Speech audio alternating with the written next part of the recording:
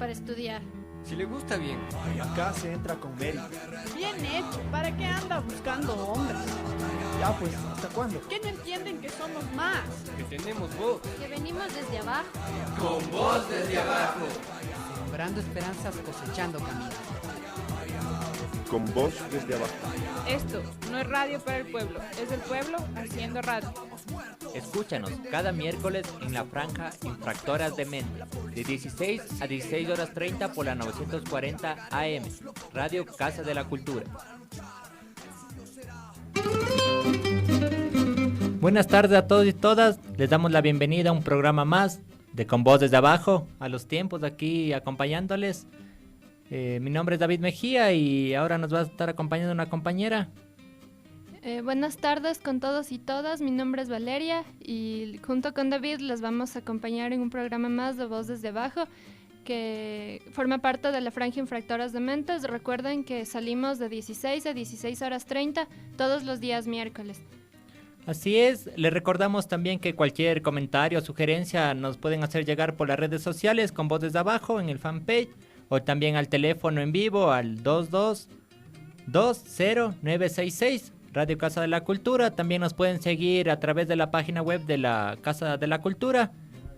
¿Qué tema tenemos preparado ahora, Val? Bueno, para hoy vamos a hablar acerca de la literatura social y cómo esta produjo una ruptura con la literatura romanticista europea que estábamos acostumbrados a leer durante tantos años en Latinoamérica, desarrollándose esta como una nueva propuesta literaria que se enfrentaba a la censura política de la época e inclusive a la censura comercial y a la censura del estilo que había sido arraigado en ese tiempo en los escritores.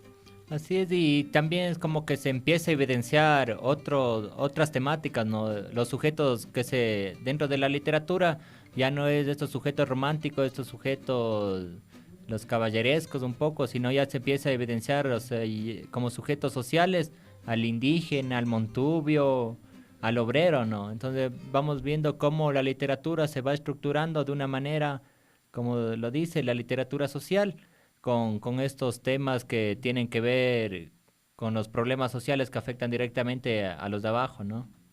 Claro, lo más importante de esta literatura es que llegó a formar una contradicción y desde el punto de vista artístico, que eso es muy importante porque llega de una manera más fácil a los lectores que somos del pueblo, ¿no? Claro, un poco el lenguaje se le va haciendo más coloquial, más entendible, ya no es de este lenguaje tan rebuscado como se lo hacía antes, ¿no? Entonces por eso también vemos que el lenguaje, o sea, el estilo ya se le va pensando dentro de una estructura, dentro de una línea, que es la línea de la mayoría, ya no tanto era como que el poeta escribía para que le lea el otro poeta, entonces ya era el poeta escribiendo para la gente común, ¿no? Entonces hablemos un poco de qué escritores tenemos aquí en el Ecuador. Sí, vamos a abordar un poco escritores específicos en Ecuador, en Latinoamérica, en el resto del mundo, pero primero vamos con un poco de música.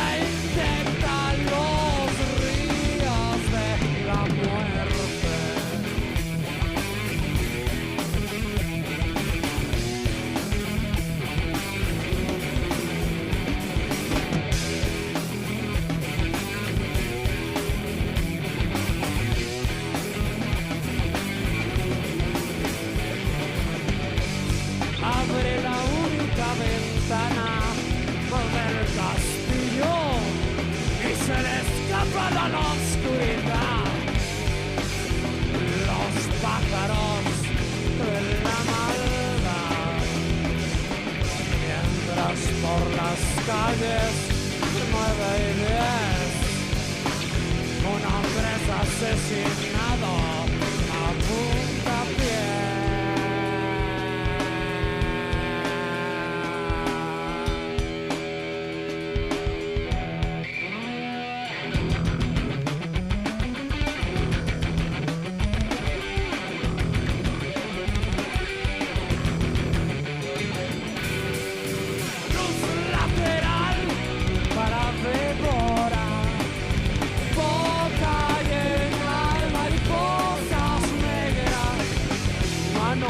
Pálidos para devorar, ojos vacíos mirando a las estrellas.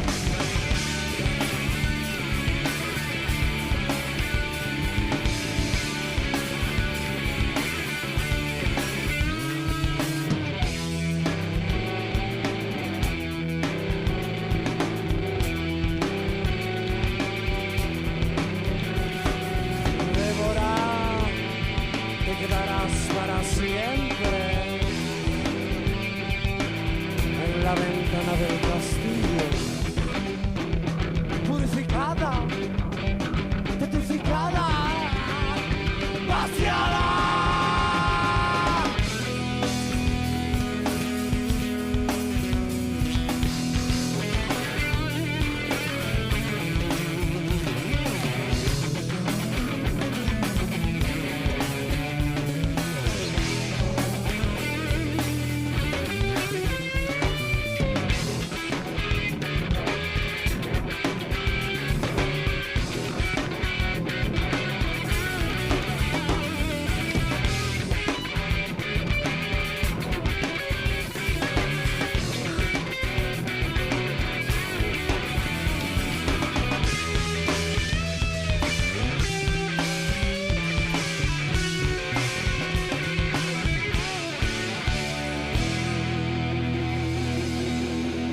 Después de matar,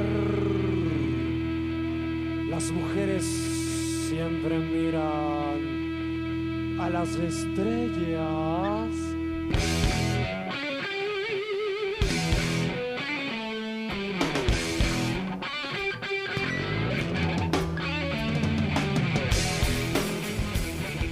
Bueno, continuamos esta tarde con el tema que hemos tenido preparado, que es literatura social. Lo que veníamos recordando un poco es sobre la generación de los 30, estos escritores ecuatorianos que con un poco veníamos hablando, eran una ruptura, ¿no? Una ruptura literaria, una ruptura de estilo que se venía con el estilo tradicional eurocentrista, el estilo del romanticismo. Ya comenzamos a evidenciar sujetos sociales del indigenismo, entonces empezamos a hablar de esta generación con Jorge Casa, ¿no? Jorge Casa lo recordamos sobre todo por su novela Guasipungo, donde se evidencia la situación indígena con el régimen de Hacienda. Ahí narra las experiencias de Andrés Chiliquinga, que es el protagonista que debe trabajar en la hacienda del señor feudal y se ve sometido a la explotación de la hacienda y la explotación de la iglesia. Entonces vemos como ya la literatura cambia, ¿no? Ese rumbo que se tenía de las historias, un poco del héroe y el antihéroe, sino ya se evidencia procesos sociales como unas críticas, ¿no? Al régimen de Hacienda que estaba viviendo en esos años 30, además que a través de esta explotación del campesinado de los indígenas se fue construyendo la acumulación de capitales de los terratenientes, ¿no? Claro, y también cabe destacar que no solamente se habló de los indígenas, sino también de la parte montubia del país. Un gran exponente de este tema es José de la Cuadra con su novela Los Angurimas, que habla de un punto de vista no tanto económico de la situación montubia, sino más social, y cómo es la estructura jerárquica dentro de de las grandes haciendas montubias que existían y que de hecho aún existen, ¿no? Y el patriarcado que se desarrollaba dentro de las mismas. Entonces vamos viendo cómo se iba a través de esta literatura evidenciando temas sociales, temas de construcción, de cómo se iba manejando también la economía, ¿no? Porque no olvidemos que a través de la economía se van construyendo la sociedad, se van construyendo patrones como el patriarcado, lo que ya hemos estado hablando en algunas ocasiones, y también esta explotación, ¿no? Porque a través del régimen de Hacienda era como que la explotación poco legítima dentro de esos años que estos escritores de la generación de los 30 un poco denunciaron, ¿no? Otro escritor que teníamos es Joaquín Gallegos Lara, que su obra es Las cruces sobre el agua, que trata sobre la matanza en Guayaquil, ¿no? Pero esto ya es como una evidencia más de los obreros, la organización sindical. Entonces esta matanza en Guayaquil el 15 de noviembre de 1922, ¿por qué? Por realizar la huelga, ¿no es cierto? Entonces ya vamos viendo que se evidencian otros sectores, ¿no? A propósito de Joaquín Gallegos Lara, también este escritor que recientemente murió en el año 93, me parece, Jorge Enrique Adum. En el 2009, creo. 2009, perdón. Ya le estás poniendo más años de muertos al pobre. Bueno, Jorge Enrique Adum, que habla en su libro Entre Marx y una mujer desnuda, de la forma en la que Joaquín Gallegos Lara abordaba esta organización sindical y demostraba cómo él y otros escritores de su época ya no eran simplemente limitados a escribir lo que veían, sino que militaban en los sindicatos de ese entonces. Claro, un poco ya se evidencia en esta poesía de Jorge Enrique Adum, ya esta militancia, ¿no? Entonces ya vemos como una literatura comprometida, ya no solo, como tú decías, ya una reinterpretación de la realidad, sino más bien una acción dentro de esa realidad, ¿no? A través de la militancia y a través de la literatura, era como que una crítica, una denuncia a estos procesos desiguales que se han estado viviendo. Entonces vemos como Jorge Enrique Adum en esta novela, ¿no? Que es muy recomendable, Entre Marx y una mujer desnuda, aborda a través de esta línea de la vida de Joaquín Gallegos Lara, cómo era toda esta época, por decir así, de militancias, de escritores, de intelectuales y cómo se involucraban políticamente dentro de esos procesos sociales que estaban evidenciándose, ¿no? Con estas luchas que se iban levantando un poco, ¿no? Claro, y también otra de las cosas por las que se destaca Adum es por el ensayo. Un libro que les recomiendo se llama Ecuador, señas particulares, donde él habla de la organización social, política y económica de Ecuador actualmente y desde un punto de vista un poco más lingüístico, literario, nos ayuda a ver la organización en sí, ¿no? del país. Y igualmente en su poesía, que ya podemos ver desde un punto de vista un poco más cercano a nosotros, podemos entender las cosas que pasan. Entonces se nota, ¿no? Dentro de estas obras literarias que conllevan un gran peso político, un gran peso ideológico de literatura comprometida. No sé si nos podemos ir con una canción un poco y regresamos para seguir hablando de la literatura social y estos procesos y cómo van rescatando estos levantamientos.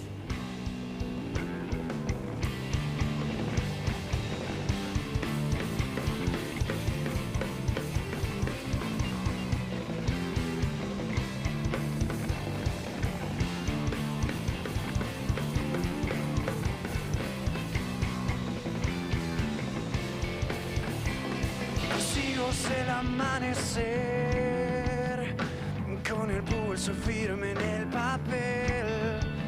Déjenme empezar por el final, al borde del entendimiento racional.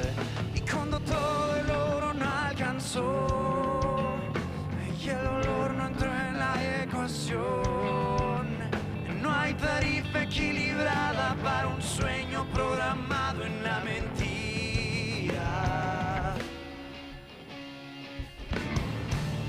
Sintonizo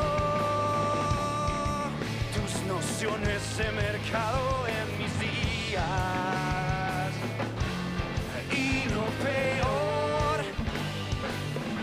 peor está por llegar, desechando el latido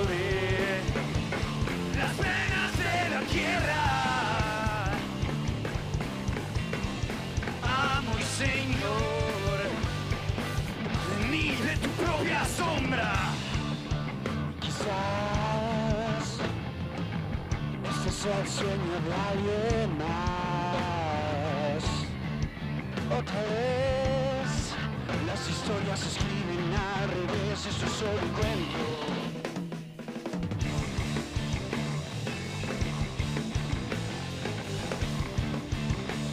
Capítulos, extinción, evolución.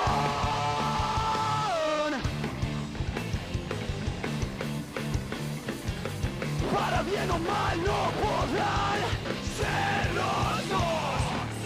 Miro arriba